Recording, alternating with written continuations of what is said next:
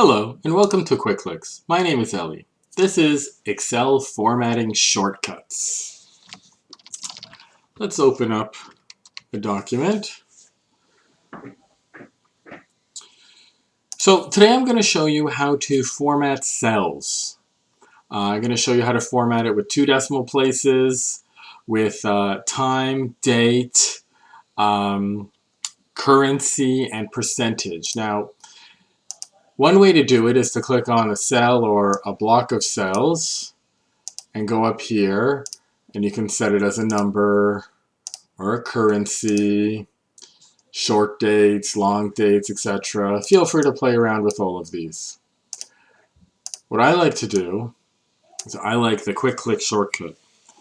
So if I want a number that's just, if I want a number that's just 2 decimal places, not currency or anything, Control Shift 1. Now, on top of the 1 is an exclamation mark. It has a dot in it.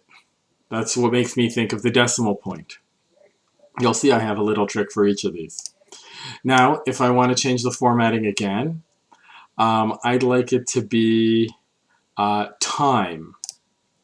So time is Control Shift 2. On top of the 2 is the @ symbol. I like to think of that as a clock.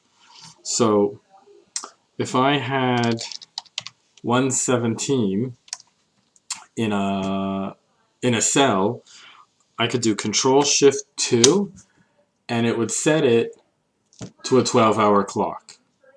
Same thing if I did, let's say, 2100 hours and 30 minutes.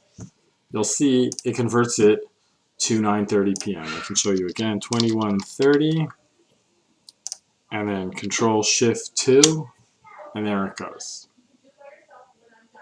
Now, if you want to convert something to a date, let's say we have January 17th here. It just says 17 Jan. If you do Control Shift 3, that converts it to a date with the date, the month, and the year. And on top of the 3, you have the hashtag sign. I kind of think of that like a calendar. That's how I remember for date. I recommend you test out Control Shift 2 and Control Shift 3. See how you like them. Sometimes it works well, sometimes it won't. In this case, for example, 2182, if I convert that to time, it doesn't know what to do with that because it's not a type of time. Same thing with date.